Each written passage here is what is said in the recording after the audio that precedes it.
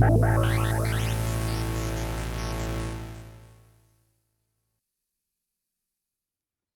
everybody. I'm going to begin by reading a poem, and then I will reflect on some of its qualities. And I'll put this together with some remarks about its relevance to medical education, as I understand it.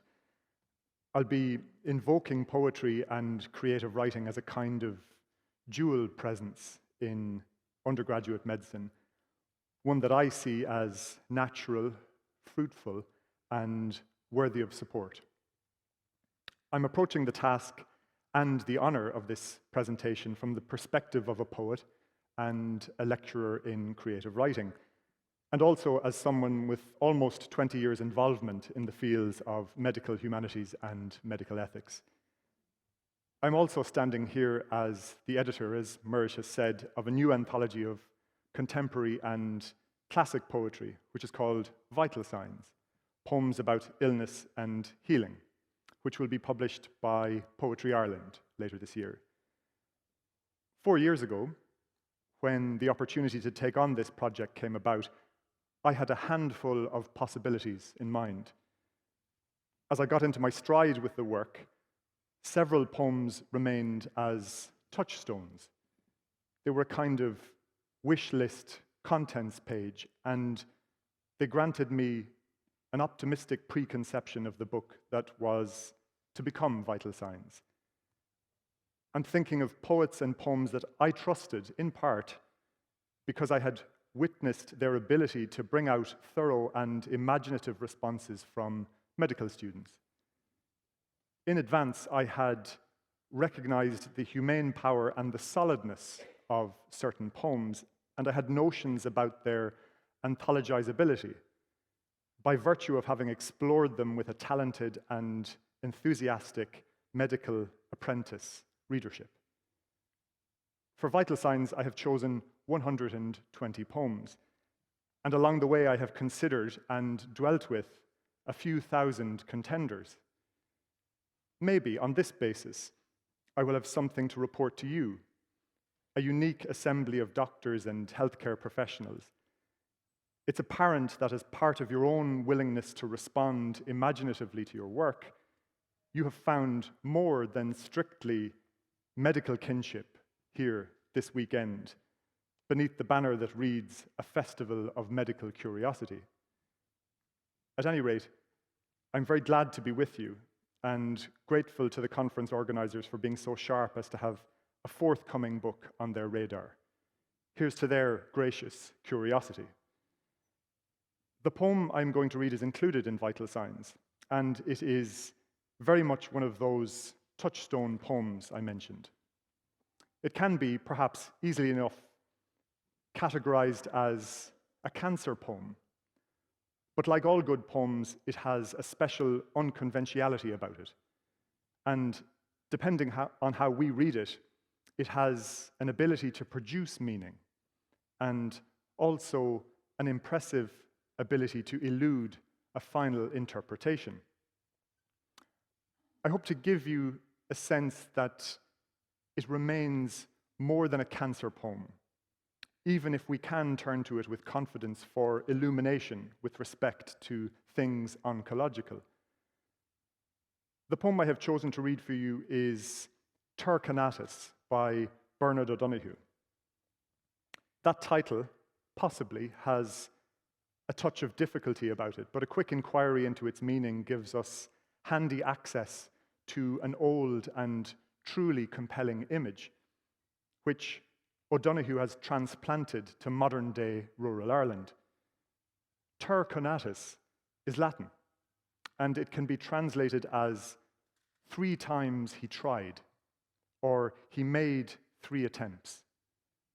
The phrase belongs to a series of connected moments in Virgil's Aeneid, the most famous of which relate to the Trojan hero Aeneas trying to embrace members of his family, including his mother and his wife. Again and again, the power of fate, which is central in Virgil's poem, blocks this effort of intimacy. And the motif intensifies in Book 6, in the elite version of heaven known as Elysium, which Virgil locates in the underworld, where Aeneas converses with his dead father Anchises. On the screen we have a 17th century sculpture by Gian Lorenzo Bernini, representing an earlier scene in the Aeneid where Aeneas carries his aged father to safety, with his son Ascanius in tow. They are escaping here the Greek destruction of Troy. In this moment, they become refugees, and they commence an odyssey, which ultimately leads to the founding of Rome and the Roman Empire. Anchises doesn't survive, and Aeneas continues to long to be reunited with him as his perilous voyage unfolds. He holds on to this wish, and in Book 6, as if death were only a matter of divine bureaucracy, Aeneas, still alive himself, wrangles his way into the underworld. The subsequent scene in Elysium is represented by Virgil as a beautiful reunion. Father and son are face to face again, and as they interact, their mortality seems to fade. But when Aeneas tries to embrace his father, he is reminded bitterly that they are in fact worlds apart now. Here is Seamus Heaney's translation of the relevant section in Book 6 of Virgil's Aeneid. 3 times he tried to reach arms round that neck. 3 times the form, reached for in vain, escaped like a breeze between his hands, a dream on wings. I'll read O'Donoghue's Turconatus for you now, confident that you have all you need to receive and enjoy the poem. Turconatus. Sister and brother, nearly 60 years they'd farmed together, never touching once. Of late, she had been coping with a pain in her back, realization dawning slowly that it grew differently from the warm ache that resulted periodically from heaving churns onto the milking stand. She wondered about the doctor. When, finally, she went, it was too late, even for chemotherapy. All the same, she wouldn't have got round to telling him, except that one night, watching television, it got so bad she gasped and struggled up, holding her waist. "Do you want a hand?" he asked, taking a step towards her. "I can manage," she answered, feeling for the stairs. 3 times, like that, he tried to reach her.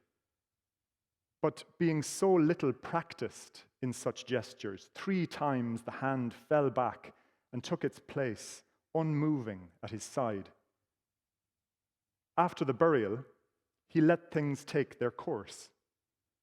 The neighbors watched in pity the rolled-up bales, standing silent in the fields, with the aftergrass growing into them, and wondered what he could be thinking of, which was that evening when, almost breaking with a lifetime of taking real things for shadows, he might have embraced her with a brother's arms.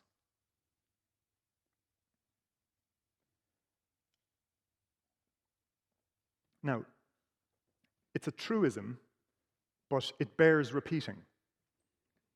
If we were in a creative writing class together, we would need to focus as much on reading as writing. As a student of creative writing, there is no other way to honor your creative instincts. The reading and the writing must be combined, and they must be allowed to feed each other. In our hypothetical workshop, we would read seriously and for pleasure, and with the intention of finding out what appeals to us, or more specifically, what appeals to you. Finding your voice as a writer to use a common metaphor, means working towards a threshold of ability where, indeed, some version of your speaking self manifests for your reader in your written self.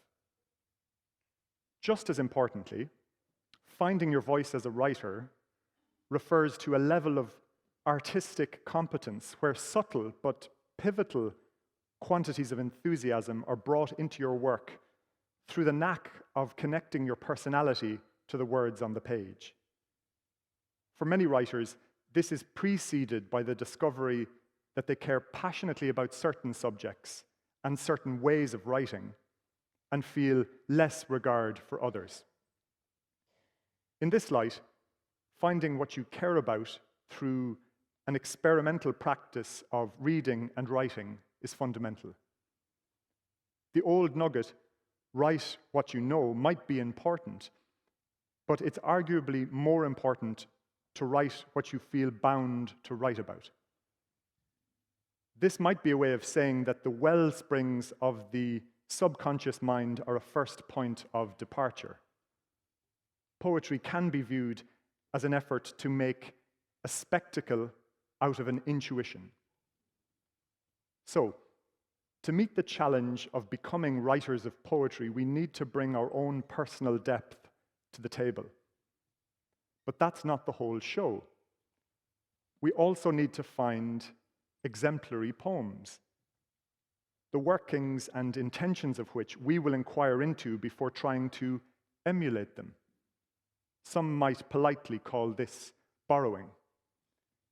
In short, we will have to study and discuss poetry and figure out how to derive pleasure from it, and ultimately figure out how to get inside poems, to anatomize their parts, and to grasp the sensitive and judicious decisions of the people who created them. It is my contention today that there is a lot to be seen and a lot for any poet to emulate in Turconatus by Bernard O'Donoghue. Nodding towards the idea that the subject of empathy belongs in medical training, but also acknowledging that empathy can be an intangible subject, I wonder, can we view this poem together as an example of empathic writing? And if so, how would we make that argument?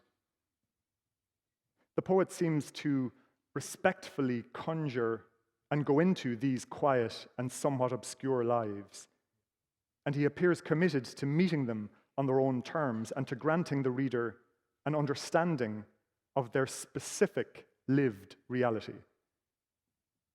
We might deem this poem empathic in its handling of suffering, in its willingness to stand with suffering. It possesses, I think, for all that it seems to emanate quite naturally from an agricultural setting, a form of clinical poise. And yet, if this is partly a portrait of suffering, in the context of the complicated havoc of terminal illness, the poem is not simply a medium for suffering. It is not a terribly dark poem, though it is, many would agree, terribly moving. Other impressions besides darkness predominate, like, for example, the sense of a generous effort to know the experience in its fullest context, and, in the end, a generous disclosure of emotional truth. For many readers, there is a sense of dignity in this poem. And this impression also stems back to the idea of empathy. Our two characters have primacy in the poem. There is nothing that is showy here, nothing that is self-serving in a literary sense, almost nothing that could distract us from the reality that is arranged on the page. We might extend this reflection on the style of the poem by saying that Turconatus appears to have a charge of empathy in it for the way it incorporates prose, for its quite pure narrative focus, the way that it can be described as a sequence of distilled facts. And yet, we don't forget as readers that this is a poem. We don't suspect that this is prose. While in one sense, there is restraint in the writing, there is also a sense of expansiveness, which stems, I think, in part from the plenitude of references to time. If we were to set ourselves the challenge of writing a new poem of only 4 verses, but packed with what might be called micro-scenes, as Turkanatus seems to be, we'd have a valuable challenge on our hands. Here are some of the poem's references to time, which offer a parallel with the genre of the patient history, and which serve to give the reader a quick understanding of lives as they have been lived outside the frame of the poem's central events, without, importantly, interrupting the delicate fiction of a present moment. 60 years. Of late. Realization dawning slowly. Periodically. When, finally, she went. Too late. One night. 3 times. After the burial, he let things take their course. That evening, a lifetime of taking real things for shadows.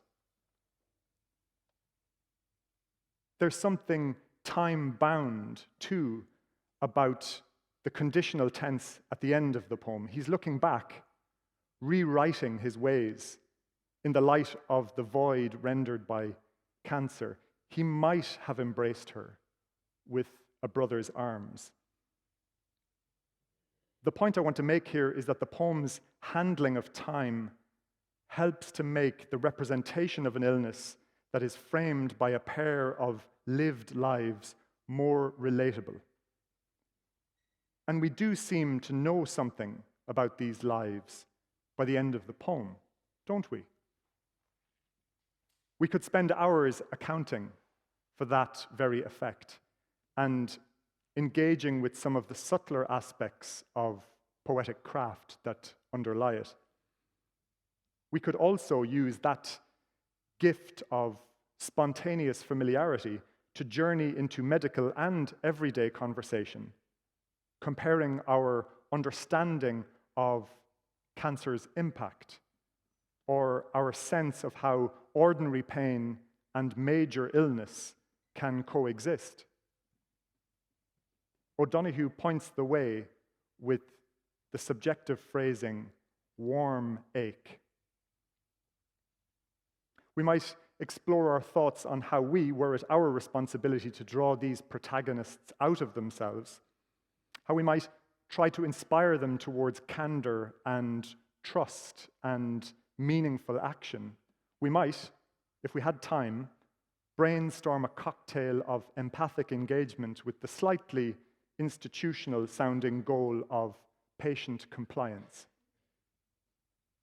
We could spend hours with this kind of reading, consummating the implications of the poem, and at the same time finding new clarity on how doctors are formed and on what doctors do. A great poem, the American poet Wallace Stevens once said, should be inexhaustible to meditation. Turkanatus, in that league, appears to be a portal of meaning and sentiment. But briefly, from the perspective of craft, I'd like to point out that there is only a single piece of dialogue between these 2 characters. "Do you want a hand?" says the brother. And the sister replies, "I can manage." Now, if we were to set about emulating this poem, that dimension would be hard, though perhaps worthwhile to pursue. It's no simple matter. Write a poem which contains 2 characters and reveal something about them in a single passage of dialogue. And it is certainly no simple matter to make the decision that your characters will speak so curtly and only once. Do you want a hand? I can manage. We might decide that here the poet deepens his careful questioning of their lack of intimacy, which becomes a major focus by the final line. But there's an irony. If we as readers observe a stubbornness and a stuckness, a lifelong failure in this little piece of dialogue, at the same time, the poet has positioned us firmly in both of their perspectives, in both of their shoes somehow. And so we cannot mistake their reticence for a lack of humanity or need. I'll adopt the language of the creative writing prompt again, if I may, to address one further quality of the poem, namely the persona through which the story is relayed. We receive the world of Turkanatis through third-person narration. This poem is about a he, a she, and a they, and not an I or a me or a you, for that matter. And yet there is something more distinctive than that about it. Again, if we were in borrowing mode together, I might put it to you as follows. Make your narrator's voice very natural. Give it a touch of character, a touch of eagerness to tell the story, but don't be too casual. Make it an unmistakably poetic voice. Make it unprose-like, and yet make it also an eminently clear voice.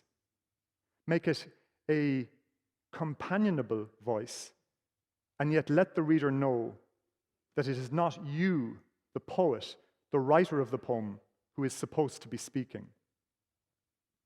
Let the voice appear to be that of a speaker. Again, give it just a touch of character, and include, if you think the story requires it, a touch of omnipotence. Excuse me. O'Donoghue's all-seeing narrative mode rises up in the final verse, where the poem puts a scope into the brothers' grieving heart of hearts. If we are going to learn to write poetry, we are going to need to develop a positive obsession about the potential and the significance of our closing lines. A good first step might be to account for the quality of this conclusion. I'll say one thing. O'Donoghue has opened up a channel to Virgil, and now he is in fact channeling Dante too in those words, taking real things for shadows. But these allusions, welcome as they are, not least perhaps because they invite us to become broader readers, are less important than the humanity of the brother as portrayed at the poem's close. He thinks he might, only might, the poor fool, if he could get the time back, have embraced her with a brother's arms. There's more that could be said, but perhaps that fact will stand for the diagnosis of a good poem. The trick with medical humanities and medical ethics is to remember that certain fundamental truths are hiding in plain sight. This kind of work, reading and writing poems in a medical school, proposes a reminder to the busy professional mindset, namely, that medicine is not a science. Rather, it is an intensely social application of science for the sake of people who are suffering. As such, to choose medicine is to choose a life in which language, dedicated to care, and therefore a bearer of the stuff of the human heart, must be made to function as a therapeutic space in itself. It is also to choose a life defined by a perpetual exchange of stories. One basis for the naturalness of poetry's fit in medical education is the fact that the students always have one eye on the future. They have subscribed to a momentum that promises to take them from their unready layperson lives to the promised land of clinical responsibility and equitable and compassionate care. When they read a poem together or try to write poetry together on medical subjects, they seem to go there in themselves. And good poetry, by being an orientation to real things and by being an escape from empty words, assists them in looking forward and inward at once. The students are working hour to hour, trying to make themselves into good doctors. A good curriculum should slow them down and lessen their sense of inadequacy and make them feel at home in their own perceptions. And maybe, too, by harnessing their additional talents, initiate them to some of the wonder of what they have begun to do. In Ireland, thankfully, these days, there is a thrust of continuing modernization in medicine, which, in the face of all the usual obstacles, believes that the arts are a storehouse of such things. Thank you.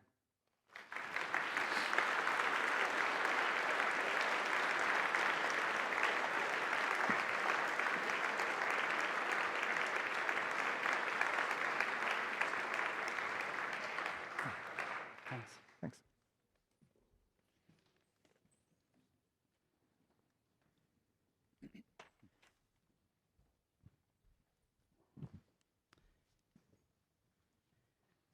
How you doing? Muiris, doing well, thanks. Very relieved.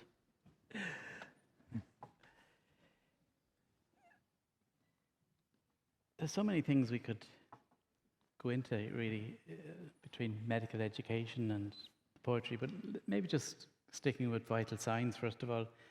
The session, the title of the session is Vital Signs, and it's also part of the title of the book. Just curious, why did vital signs come in? Where did it come into the equation? Well, it wasn't the first idea. So there was a process, I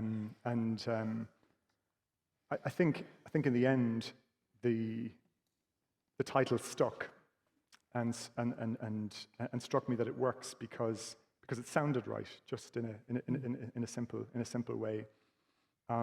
It's also, I think, a kind of wordplay that might intrigue a reader. So I'm thinking about the way in which, well, what vital signs means in the clinical sense, in the typical sense of that phrase, and the way that we retrieve from the body information. So maybe it's a tag that's recognizable in that way, in terms of it being a book that's proposing itself as something that's embracing a gamut of experience, touching on medicine, touching on patient experiences, touching on healthcare broadly. But at the same time, it's, and perhaps I speak from my own perspective, it is first and foremost a book of poems. And so the artistic credibility and the power of the poems that have been selected to reach the reader. I'm reminded of another lovely line from the American poet Wallace Stevens, who once said that the poet's intention is to see the light of their own imagination appearing in the mind of the reader. And I do have faith in the poems that have been selected. And so in one sense, I think about vital signs meaning language or words that have vitality, that these writers have pieced these poems together out of the stuff of language, and that their selections have paid off in a sense. But I guess ultimately it had a ring to it. There's maybe a third sense too, the sense that, as I say, it is first and foremost a book of poems, albeit that I'm quite passionately focused on selecting poems that represent, I guess, the world that I've been talking about and that we're here talking about ourselves this weekend. Is that, well, this is something that says poetry at this time has something to tell us, that there's this particularly salient response from the arts, a kind of sign of life, as it were. So some kind of nod, maybe a kind of a connotation to these poems being potentially a beacon of some kind. All of those kind of things. And then when I say that I come back to it, it sounds right. It's one of those things that are kind of a click.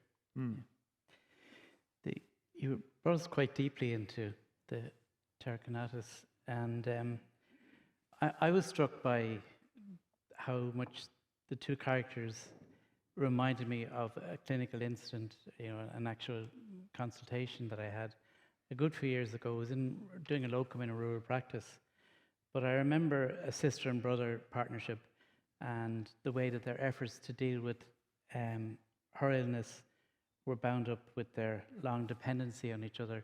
And that really kind of spoke to me in terms of, and bringing me back to that. And I'm sure it may have had a resonance for some of us in the audience. O'Donoghu's captured something very resonant there, hasn't he? Oh, he has. And I suppose when you make that remark, when you suggest that the poem rings true from the perspective of a GP, and from the sociological vantage point of the GP, and indeed the GP's sense of history in rural Ireland, I think of other Bernard O'Donoghue poems. So I think this is one of the things, as the experience of an editor, selecting individual poems, and they become kind of isolated. You retrieve them from their books and from the corpus that they belong to, and then you fit them into your own book. And then it's as if they have to make another book out of their companions, none of whom they recognize. But there is always, and I'm looking forward to this as being part of the journey of the book itself, those original contexts. And Bernard O'Donoghue is a writer with an extraordinary sensitivity to the kinds of experience that you're talking about, and you see it again and again. In many ways, he has studied that kind of experience. He's a watcher of rural Ireland, a watcher of agricultural experience and the way people's lives play out. He's a Cork poet. He spent most of his life in England, and there seems to be this very fruitful result from his exile, the way that he's carried forward his earlier experience, but the way that he has looked home. Indeed, there is a poem about traveling to Holyhead and onward on the way to Cork in the same book that Terconatus appears in, which uses the same little phrasing, or at least very close to it, to the one warm ache that I identified. And he's talking about nostalgia. He's talking about how it feels to be an Irish person abroad. And so that I see that idea of, or his lexicon of the ache goes in one direction here towards pathology, if you will, and then in a more personal poem, it's intended to be a kind of more immediate kind of emotion. The end of that poem that I'm talking about, which is called Westering Home, I think, is the feeling as an Irish person, thinking that the landscape of Wales is like Ireland in the way that the landscape of England is not. And he concludes the poem with neither here nor there, and therefore home. And he's going for an Irish experience there. He's going for Irishness, I think. So, I find it very gratifying that poem resonates. Yeah. That clock is screaming at me, unfortunately. I'm going to move us a little bit forward than we had planned, just to in recognition of that. There's a number of poets in Vital Signs who are doctors, and I'm wondering, have you been struck by something particularly revealing about the medical profession when you look closely at doctor writers? It's very interesting. And I'm tempted to say straight off the bat, where did they find the time to write the poems? But I think there are some patterns, and I might be clearer about this when the book is in the world. But I can think of a couple of examples. Danny Absey, William Carlos Williams, Rafael Campo. I would say a couple of things have struck me about their work. One is this sense that there's an acknowledgement that there's a tension in being a doctor who needs to make time to write, needs to make time for an artistic outlet.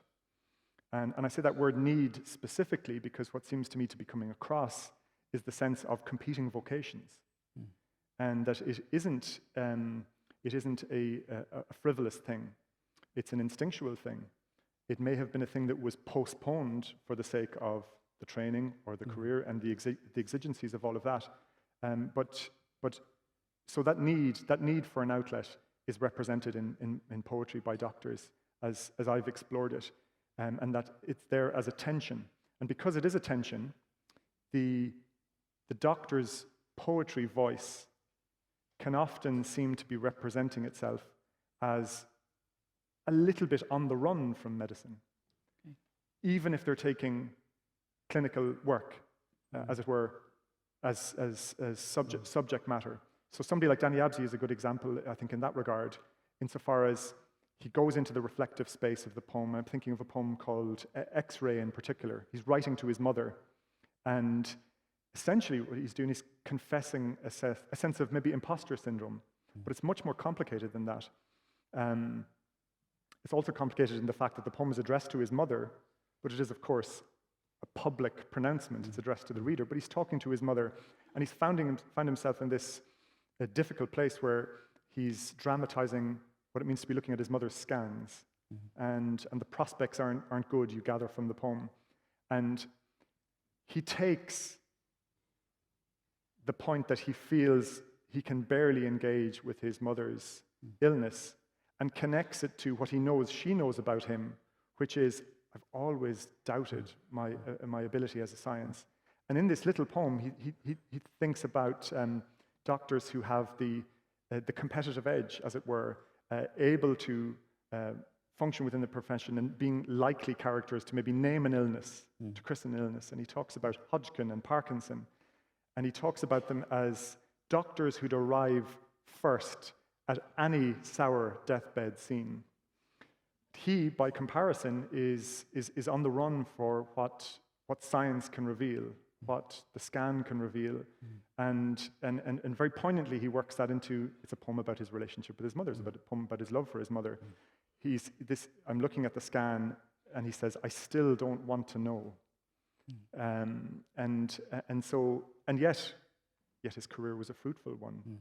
Yet he is a special figure within the history of medicine, arguably, for revealing perhaps such nuances, for offering back to medicine the humanity of the doctor, and at the same time drawing in the general reader. Absolutely fascinating.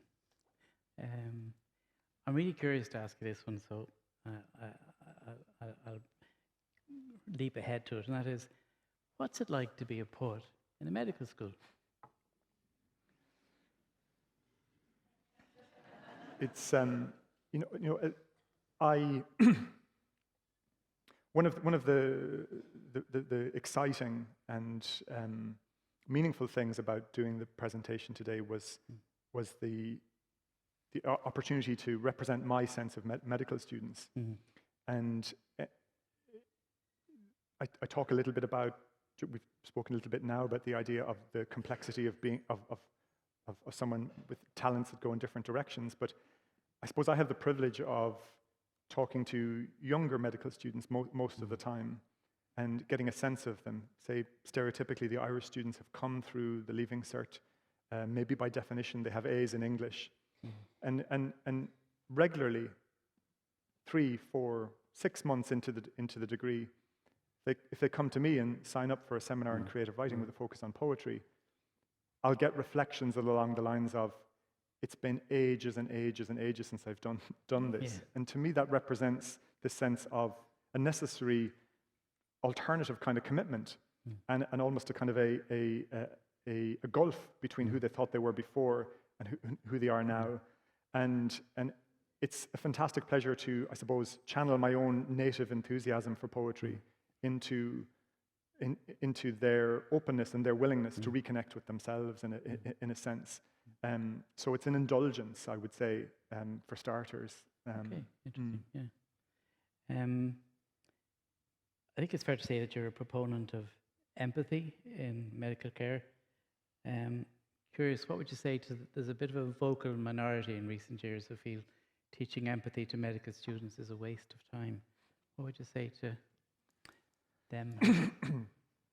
I would be tempted to say, let's turn it into a guessing game, and I'll tell you who it is. But I mean, I would say, well, we can be pretty sure they're not a feminist. Put it that way as a remark, and I don't intend that to be provocative. But I've acknowledged that it can be an intangible subject. I find it very compelling that medicine is not, or excuse me, empathy is not a concept, and not something that you impart or indeed imbibe in some sort of structured way. I like to think about it as an experience, and in one sense, it's an unforgettable experience. And I do think that medicine has a responsibility to, if not cultivate it and impart it, but to preserve it. And that's one of the things I see with the younger medical students. They bring so much idealism to the table. Ultimately, they change. Ultimately, there's an element of innocence there. But their vision of what they want to do and what they think they signed up for includes empathy. I would say, finally, that if you can't, maybe it's true to say you can't teach it, but in another sense, you can't help but, as a member of the medical profession, as someone involved in medical education, you can't help but embody it or not. And I would go further and say you can't not teach it by virtue of the signals about, say, for example, how you support medical students. What you give them to understand is your attitude towards patients, your attitude towards professional well-being, of course. It's hugely important. So I would say to our colleague, you're teaching it all the time in your interactions with students. Just try a little bit harder. Very good. I'm going to steal a bit more time, I think, from your coffee break, if you don't mind, and we'll go with one more question. So you've a lot of teaching experience in Trinity over quite a few years now. I'm just wondering, do you think medical students, or a medical student becomes a good doctor in spite of their training or because of it? Well, I personally feel very grateful for the doctors I've received care from. And that's a kind of unwavering thing. And when it's right, it's extraordinary. When it's right, sometimes it's very simple. And I'm concerned maybe with one generation or a couple of generations at this time. But there is a tension between the broad acknowledgement. It's not quite an elephant in the room, but it is in one sense a kind of a old news that the structures are wrong, that there's too much pressure in the training. We've learned or been reminded today by some tremendous medical students, brave in their candor as well as their persistence, that the structures with respect to diversity have a long way to go. And then we come to the relationship between the profession and the state, and the perpetual risk of burnout that's there. I think everybody who's doing well and has good relationships with their patients has done so in spite of circumstances. But I personally have great faith in the medicine degree. I think it's a great place to be, and they bring great things to the table, and undoubtedly their teachers bring great energy, some of it unrewarded. Yes. Thank you. I'd love to keep going. We've a lot more than we had thought we might talk about, but I say the clock is against us. You're going to finish up with by reading another poem from Vital Signs, isn't that right? Yeah. Yes. I think we may have something here. I thought I'd conclude with a Galway poem written by the late Professor Tom Duddy, formerly of this not only this parish but this very piece of turf. And this poem does something that a number of other poems in Vital Signs have taught me is an interesting and valuable thing to do, which is look at medicine in its social sense, look at kind of lesser spoken sense of the gap between the patient and the profession. Maybe similar to Turkanatis, this has a kind of a historical flavor. There's a sense of the GP, their standing in the community, their privileges even. But it's also a poem that thinks about boyhood imagination in a very beautiful way. And I think ultimately, by the closing image of the poem, captures some quiet essence of what healing means. And I guess I chose it as a partner piece to Turkanatis. But it is also, I hope, and I hope it'll be clear, another exemplary poem. The Touch by Tom Duddy. If a child fell from a tree, or raved with fever, or a father came in hurt from the fields, I was the one who raced down the roads to the far side of the town, to the house by the river, glad of the chance to pass one more time through the high, clanking gates into the avenue that would slow me to a crunching walk under the dark, chirchirking, rook-swaying canopy. It never took more than the one rat-a-tat-tat to bring to the door the doctor's wife, whose briskly gentle hands once fixed my collar as I stood in the rain. Thank you. Thank you. Thank you so much, Martin.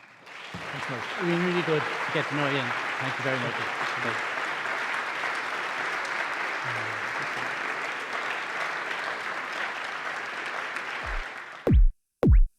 Bye.